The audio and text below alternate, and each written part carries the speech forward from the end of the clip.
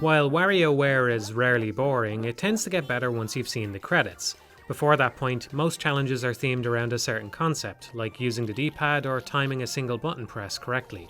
These smaller selections of microgames act as an introduction, which makes the gameplay more predictable. You only need to keep about 20 microgames in mind, which means you can prepare for them mentally before they appear. The best part of WarioWare happens afterwards, when you unlock the elevator-style challenges which throw every game into the mix. This is why I think Smooth Moves is the weakest WarioWare. It's admirable to experience how many ways the Wiimote can be stressed, something that Smooth Moves probably does better than any other Wii game. There's tons of different poses and interactions to learn, so many that just playing this game might vindicate the Wiimote for you, but it comes at a cost. Since different types of microgames are reliant on the player being in a certain pose before the curtain is drawn, the Megamix challenges can't quite surprise you to the same degree they can in other installments. Even if you're not familiar with which games use which poses, being forced to shift your body into a certain position hints about what kind of action you'll be asked to perform. If it's the samurai, you know you'll have to draw your arm. If it's the elephant, you know you'll have to move your head around. Of course, the developers can't really be blamed for this. It's only natural that a Wii WarioWare would want to get as much use out of the controller as they could, and given that technology, there doesn't seem to be any way of avoiding this unfortunate reality. They minimised the damage it would do by including some simple, easy to understand illustrations and names which help you snap to a new pose as quickly as possible. Even so, I think Smooth Moves demonstrates that the microgame and instruction appearing on screen at the exact same time is a vital part of the WarioWare experience. It's why games like Bishi Bashi or Point Blank aren't quite the same thing, because they explain themselves beforehand. Thanks to the Wiimote, Smooth Moves sits somewhere in the middle. Sometimes, in spite of everyone's best efforts, a sequel just can't recapture the appeal of the original. That doesn't necessarily mean it shouldn't have been made, but it's always a little disappointing, no matter how much we might brace ourselves for it. WarioWare isn't defined by its microgames, it's defined by the transition between them. Pacing could be described as how something progresses from point A to point B, but what exactly that means is up for debate. Just saying that something has good pacing means little by itself, and you could argue it's not even applicable to games as a medium since the pace is often under player control. Technically, most games allow players to loiter around in an area indefinitely before they advance to the next. Even so, some games are clearly better paced than others. If you've played many JRPGs, I think you'll know what I mean when I say pacing is one of Chrono Trigger's greatest assets. The start might drag on a little too long, but even that pays off with the famous courthouse scene. From there, it's one revelation and change of scenery after the next. Even on a casual, first-time playthrough, you can easily find yourself pulled into some new situation or backdrop every half an hour or so. This keeps up for longer than you'd think, and makes it the roller coaster ride of JRPGs, short, simple up, down, and then it's over. I think that's the main reason people love it so much, considering the battle mechanics are nothing to write home about, and the story, while engaging and full of likeable characters, is pretty straightforward. Before playing Chrono Cross, if I had bet on a single thing it would carry over from the original, it would be that same snappy pacing, but that's not the case. Chrono Cross has a lot of positive qualities. If you said the soundtrack was the greatest ever made, I might not agree, but I wouldn't argue the point either. The choral colour scheme is as refreshing now as it was then, and it's also one of those games that mostly gets better as it goes along, right the way to the end. Still, it seems as though the developers got hung up on some ancillary aspects of Chrono Trigger rather than the big picture. To its credit, it's not filled with trigger pandering or anything so shallow. You can spend the majority of the story unsure of how it even relates to its predecessor, but it has an almost fetishistic reverence for recruiting unlikely party members, which was nothing more than a once-off branching point in the first one. On top of that, simple elemental attacks were expanded into this whole battlefield system which complicates party management in all the wrong ways while adding little, if any, tactical depth. Combat continually grinds all progress to a halt, which is hardly an uncommon problem for the genre, but it's exacerbated by a lack of EXP, MP, and an essentially free heal after every battle, causing them all to feel like a total waste of time. Rather than addressing some common problems with the genre, Cross shines a spotlight on them, dragging down what could have been a much more engaging experience. Maybe to the developers, pacing wasn't what defined Chrono Trigger. After all, it was the brainchild of the so-called Dream Team, so it's hard to imagine they all got together and decided that this game would stand tall not thanks to its music, combat, characters, or story, but mainly because it flowed well from one moment to the next. Don't get me wrong, those individual elements range from good to great, but the thing Chrono Trigger does uniquely well among JRPGs is that all the gears click into place. It ticks like clockwork. That's a tough act to follow, and maybe by the time Cross was in production it was still too early to say what made Trigger special in the first place. Without knowing that for sure, any attempt at a sequel seems unlikely to surpass its predecessor. Some things only become clear in the fullness of time. Up until recently, it had been over a decade since I played Devil May Cry 2. Unfortunately, that timer reset when I got the bright idea to discuss it. Being the clever little devil I am, I figured it'd be too obvious to focus on its failings, so instead I'd talk about what it did well. After all, no game is irredeemable, or so you'd think. Even though I get paid to research these kinds of things, I'm currently struggling to push myself past the 9th chapter. At one point, catching a demonic reflection of my silhouette in the TV, I began to question my life choices harder than ever before. How did I get here? Anyway, in a sense that just makes it all the more fascinating. How Capcom went straight from genre-defining classic to nigh unplayable abomination remains a mystery, probably even to those who worked on it. As far as big name releases go, we may never see such a drastic dip in quality between 2 installments of anything ever again. That alone makes it noteworthy. Clearly, everyone knew something was wrong, which is why Hideaki Itsuno was pulled in as director for the final months, but apparently it just couldn't be salvaged in that time frame, so this is the Devil May Cry 2 we got. Given how obviously troubled development was at that point, one lingering question for me is why Capcom would bother unleashing this punishment on humanity in the first place. Publishers often seem too wrapped up in short-term gains compared to the greater good, a fourth circle offense according to Dante. The Devil May Cry brand has since bounced back, but it could just as easily have burned forever thanks to that decision. Anyway, I first knew that something was amiss with this game the moment I gained control of Dante. His sluggish movement is a huge red flag, and it never gets better. He just sort of flops his way through empty environments, half-heartedly fending off equally limp fodder. Without trying it for yourself, this is a difficult thing to fully convey, but it's as though every time a new action is triggered, his centre of gravity snaps to a new position, then drifts off target. Goes to show how much skill is involved to create even passable movement when a supposedly big name release falls so far from that standard. There's a lot more wrong with the game than that, but if hitting stuff isn't even remotely fun, then the rest was probably doomed anyway. Talking about the first game, I once said that the devil is in the details. Any doubts you have about that statement should be put to rest upon picking up its sequel. Conceptually, it's actually not that misguided. Lucia seems superfluous when Trish had just been established as Dante's partner, and his characterization lacks the relaxed appeal of the original, but there's also some good ideas here. Enough to make an unembarrassing sequel in the hands of a competent team at least.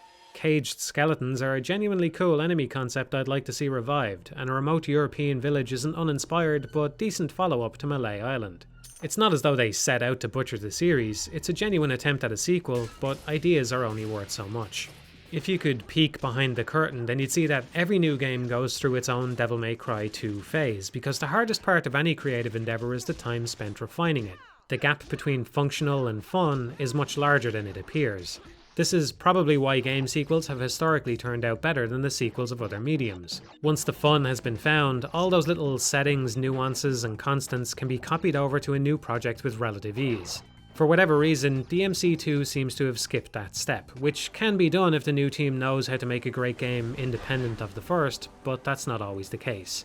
I hope not to touch this travesty again, but if you never have, then you probably should. Give a younger, more impulsive version of me a chance to delete this game from existence shortly after its release, and I would have leapt at the opportunity, but that would have been a mistake. For better or worse, it's a slice of gaming history, which is why I'm actually glad that Capcom chose to preserve it as part of the HD collection. A little time in hell makes heaven all the sweeter. Ripping apart demons as a one-man army is a premise we can all get behind, which is why it's a relief that Doom 2016 is a nice slice of chaotic, cathartic action. It's visceral, it's fun, it does a lot of things right. If that was all I had to say, I obviously wouldn't have brought it up, so here's the catch. Doom is not Doom. I suppose it's up for debate what Doom even represents these days after the third installment leaned way too hard on the horror aspects, and Doom 2016 is certainly a step in the right direction compared to that one, but it's not a return to form either. It's a new form, a form where you walk into an arena, demons appear in waves, you rip and tear for a while, then search the map for secrets while you progress to the next skate park. This makes for a perfectly enjoyable gameplay, but it doesn't exemplify the original Doom. In Doom, you know, the first one, exploration and combat were more deftly woven together. Each new room could be eerily empty or have a few sneaky hellspawn lurking around corners. Progress through levels was still quick, but it often pushed you to be wary of or utilise the environment well while fighting enemies. Moments where demons warped in were rare and usually a low point. Apart from those uncommon occurrences and some more common scripted ambushes, Doom was more about methodically clearing the level of baddies while searching for the exit. Sometimes non-linear map progression would allow players to approach a room full of monsters from a different angle, which could feel like a different encounter altogether. One important reason why that's the case is because enemies are considerably less mobile than their newer incarnations. If you know where an imp was 5 seconds ago, you can form a pretty good mental model of where it might be now. That simply doesn't apply anymore. Despite superficially reusing many enemy designs, their often drastically increased mobility gives the new Doom a different feel. You need to always be on the move lest something sneak up or even spawn in behind you. When you're always strafing around an arena, every encounter starts to feel similar. Doom used to be less reactionary, more tactical. That's probably the most important distinction between these two games, but there's a few more key differences. Apart from some asinine weapon challenges, New Doom's upgrade system isn't egregious, but it can't match the purity of just picking up a weapon and firing. In an age when every game seems to have some tacked-on RPG elements, a faithfully simplistic Doom would have made for a refreshing change of pace. Demons drop varying amounts of health depending on how much the player needs, which may or may not count as dynamic difficulty, but regardless it eats away at what should be the satisfaction of a job well done. Fatality animations also seem misguided, partly because they remove control from the player, but mainly because they mess up regular kills as well. Instead of being blown apart, enemies often stagger instead, forcing you to waste additional ammo if you don't want to go for glory. Exploiting abilities the moment they come off cooldown is about as strategic as it gets, and hopefully it's also self-evident why unskippable story sequences could be seen as an unwelcome inclusion for Doom of all things. Arriving around the time of the Satanic Panic, some might say that Doom was a product of its time. That might be true of its setting, but its gameplay was a natural extension of Wolfenstein. New Doom is the opposite. Its hammy premise, which deifies a mute marine, is now novel, but its gameplay alterations are trendy. Doom is not Doom, but maybe it didn't have to be. After all, thanks to ease of modification, there's an endless amount of WADs to pursue, and while they won't all be good, they are all essentially Doom. Even Heretic is mostly Doom, and if you really want that extra dimension, there's plenty of Doom to be found in Quake and its derivatives. Obviously, I'm not about to say that fans can make an official follow-up just through modding, but it seems more valid than with other mediums. After all, id themselves endorsed and released fan-made level packs as Final Doom.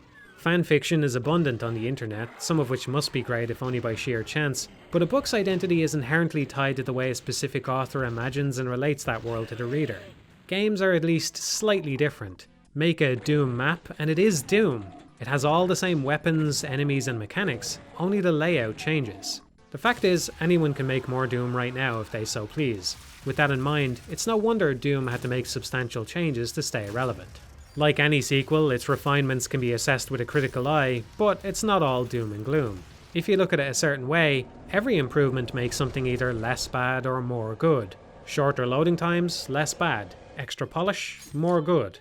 This distinction is arbitrary and depends on whether you feel a certain element is good enough already, but let me use it to stake a claim about Bayonetta and its sequel. Bayonetta 2 is less bad than Bayonetta 1, but it's also less good. If you play the Bayonetta games casually, then the second game might come across as superior.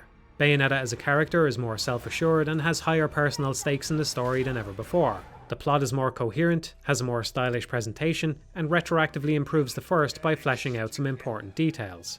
Gone is the brown and grey colour palette which seemed to plague everything around the time of the original's release. Instead, there are refreshing blues and vibrant reds. The genre shifts are better contextualised, more succinct, and generally more enjoyable. Up until the finale, it's even more grandiose than its predecessor and boasts at least as much new content. About the only thing it gets wrong on a surface level is a slightly anticlimactic ending and a mech that arguably wears out its welcome. Those improvements were agreeable enough that most people moved on with their life content in the knowledge Platinum had pumped out the follow-up we'd all hoped for, but that popular perception isn't the reality for some. If you're familiar with the intricacies of Bayonetta, the sequel is a step back in more ways than one. Most of it stems from Umbran Climax, which is far too overpowered, resulting in reduced magic gain, inflated enemy health pools, obsolete torture attacks, and pointless trinkets. Witch time is never removed, which makes many encounters a frustrating and repetitive exercise in short, restrictive bursts of offense, especially on the highest difficulty. Scoring also got hit by some pretty baffling changes, and these three major aggressions combine to have knock-on effects which drag it down compared to its predecessor. There's a lot more to say, but I suppose all those details are a story for another day. It seems that many of these changes were about doubling down on the spectacle of Bayonetta, an attempt to cram in more good, which is very much in line with the series' origins. The director of the first Bayonetta was mentored by Resident Evil creator Shinji Mikami, and apparently one piece of wisdom passed down from Mikami was to focus more on making the game's strengths stronger than worrying about its weaknesses. Bayonetta 2 may have attempted to follow in those footsteps, but the end result is actually less bad, less good. In spite of that failing, Bayonetta 2 is a great follow-up in many ways, even sometimes with its gameplay decisions. Vigrid, which reappears in the final stretch, ditches the new enemy types by bringing back the old for one chapter. While this tugs on nostalgia, its main benefit is how it capitalises on already existing assets to expand the amount of variety on offer.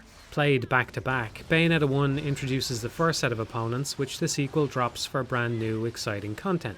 Then, just when the new stuff runs the risk of wearing out its welcome, the old resurfaces, which ends up playing differently anyway since Bayonetta herself is working with new weapons. The introduction of demons is another great touch which complements the previous game, expanding the world and allowing for more creative freedom. Enemies across the board suffer from weaker implementation, but conceptually hideous, malicious, resentment and sloth are all well deserving of their place in the bestiary. Overall, it's that perfectly balanced mixture of old and new which so many sequels strive for but never reach. It may not have succeeded in the ways they hoped when they set out to make it, but regardless, Bayonetta 2 makes a strong argument that alternating between more good and less bad might be a sensible way for a series to progress. It only became a regression because it inadvertently trampled on some of what made the first game so good.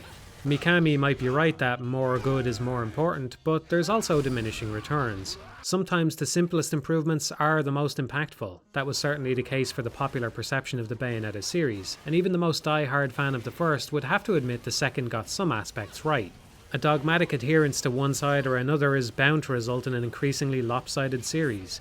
The steadiest way to make progress is just to take turns putting one foot in front of the other. Although if you happen to be wearing high heels, it might take some practice before you stop tumbling over. Pride goeth before a fall, unless you happen to be Resident Evil 4, in which case you stick the landing with a glorious suplex. On a surface level, it retained many of the elements which had defined Resident Evil up to that point. A restrictive inventory which encourages tactical use of ammo, slow-paced exploration with resource gathering, and of course a horror vibe filled to the brim with zombies. It's all there, and yet, in spite of those similarities, the kind of enjoyment derived from early Resident Evil titles is different from the kind of Resident Evil 4. At their best, the earlier games were all about good resource management, but while that aspect carries over to 4, it's much more so a tactical shooter. Ammo usage matters, but positioning and accuracy are even more vital. It's action-orientated, primarily enjoyable for those kinds of decisions and skill checks made during combat. Now, in case you couldn't tell, I find it interesting to think about what the core of a series is, because each one occupies a space in the grander constellation of games. Sometimes a series' true value only becomes clear by looking at that larger picture. If I had to sum up the worth of the early Resident Evil titles, I would say they're the most traditionally enjoyable survival horror games. By which I mean, Silent Hill had it beat on atmosphere and scare factor, but Resident Evil was more enjoyable to play moment to moment thanks to its combat and level design. Ideally, every series in existence would have its own somewhat unique appeal which it excels at delivering, so it's always a concern to see drastic changes being made which don't align with a series' established identity. Even so, Resident Evil 4 is proof that if you nail the new thing hard enough, it just doesn't matter. Whether or not Resident Evil 4 is a good Resident Evil is still worth discussing, but it's a footnote to the game's actual legacy as an outstanding third-person shooter with an endlessly replayable campaign. Maybe that's mainly because most of us, myself included, didn't miss the old Resident Evil enough to complain. After all, it had a good run, including possibly the greatest remake ever, which seemed to leave little room for further expansion. Still, it is a valid point to say that Resident Evil 4 didn't need to be Resident Evil at all. In fact, they had tried to make it once before and ended up spinning that off into Devil May Cry. Maybe having already played that card, they were hesitant to do so again, since it would mean an even larger gap between numbered installments of such a flagship franchise, but it might have been the right call long term. Despite a catastrophic stumble on its second outing, Devil May Cry continued to become a successful series in parallel to Resident Evil. Perhaps the same could have happened here, giving rise to a new third-person shooter IP. Ultimately, the reason some people get upset when a series changes isn't because the new game is new, but because the old games get their future cut off. Sometimes that's alarmist, but sometimes it really does happen. Castlevania lost its identity as a linear action platformer, we might never see another isometric Fallout, and there was an era when Warcraft meant real-time strategy. I don't hate that Symphony of the Night exists, I hate that Rondo of Blood 2 doesn't exist. Maybe those series were never going to continue along that path due to market trends, developer burnout, or some other factor, but getting a sequel you don't want closes the door more definitively than creating a new IP. Nobody wants to see the corpse of something they love puppeted around when it could just be laid to rest. If you asked me to choose one game I'd prefer remain sequel-less, I suppose it would be Ghost Trick. Without getting too deep into spoiler territory, I'll say its conclusion was about as perfect as I could imagine, with only a single dangling plot thread which really wasn't of much importance in the first place. I think everyone has a game like this, that one-off title we'd rather not revisit. Some creators skirt around that preference by making vaguely similar follow-ups, as happened with Eco, Shadow of the Colossus and The Last Guardian, which may or may not take place in the same world. If you like them all, you're free to connect them together, but if you can't stand even the best of escort missions, then you're free to enjoy Shadow of the Colossus as a solo affair. It's a clever way of doing it, but why shouldn't there be another Eco or Ghost Trick? One pitfall of criticism is that it relies on the counterfactual. In other words, if you want to say something could be better, you need to imagine a way in which it actually could be improved. When you're pointing out problems, this is easier to do, but tasked with proposing how a sequel to one of our favourite games might look, our imagination often fails us, which is only natural. After all, I didn't dream up Ghost Trick in the first place. It took Shu Takumi and his team years of iterative work to arrive there. It's understandable I wouldn't be able to envision a better sequel, but given enough time, he might. None of us can say for sure what the future holds. We can only make decisions based on probabilities, so the question becomes what kind of bet to place with our time. Takumi is also the creator of the Ace Attorney series, which lends itself well to sequels and has plenty at this point, so another one of those would be the safe bet. A new Ghost Trick is an unproven, riskier use of time, but there's also a third possibility, something new. After all, if Takumi had contented himself with Ace Attorney sequels forever, we never would have had Ghost Trick in the first place. Every sequel comes with an unseen opportunity cost associated with it, the new thing we could have gotten had the creators worked on that instead. It's not a one-to-one conversion rate though. A sequel should, in theory, take fewer resources to complete than a brand new venture since it has an established base to work from. Not to mention, a sequel from one corner of a company can provide the funding for something new elsewhere in that same company. It's all one big interconnected economy, but what's the ideal? Personally, I feel a sequel shouldn't be made unless the creators think they can bring it up to par with the first. Naturally, they won't always hit that target, but it should at least be the goal. New things may be more difficult to create, but at least they don't have that legacy to uphold. Originality buys you some lenience thanks to its innate sincerity, or at least I think I heard that somewhere before. Maybe it's also the case that originality is a shield since it hampers our ability to gauge its true quality. Who's to say that Ghost Trick is even good at all if we have nothing to compare it against? It's kind of a visual novel, but its admittedly simple gameplay is original enough to defy direct comparisons. Maybe someday there'll be a whole genre dedicated to interfering with Rube Goldberg machines which will reveal Ghost Trick to be a lackluster take on the concept. Hard to imagine given how wonderfully convoluted some of the scenarios are already, but it can't be ruled out. And that, I suppose, is the merit of sequels, whether it's an official follow-up or a spiritual successor dreamed up by the next generation. We don't live in an ideal world where people can spend endless resources perfecting an idea on the first attempt. Sometimes it's best to rewind, start over, and try again. Life is simply unfair. With the Zero Escape series on indefinite cliffhanger after Virtue's Last Reward, the only fate worse than never getting the third installment would be getting a disappointing one instead. Unfortunately, the coin was unkind. Zero Escape 3 arrived and landed with a thud. Rather than dwell on its problems, I'm more interested in a sort of meta-consideration that's worth mulling over before even thinking about anything else. In Zero Time Dilemma, the core theme is the unfairness of it all. No matter what anybody does, some people will branch into happier universes and others won't be so lucky. The same idea could be applied to a series itself, since a sequel is the moment an IP goes from being a point to a line. It no longer has just a position, but a trajectory, a path, and sometimes we can't help but feel like we ended up on the wrong one. Anyway, let's not get bogged down with details here. All I'll say is my favourite part of Virtue's Last Reward was later dismissed by the writer as non-canon metafiction.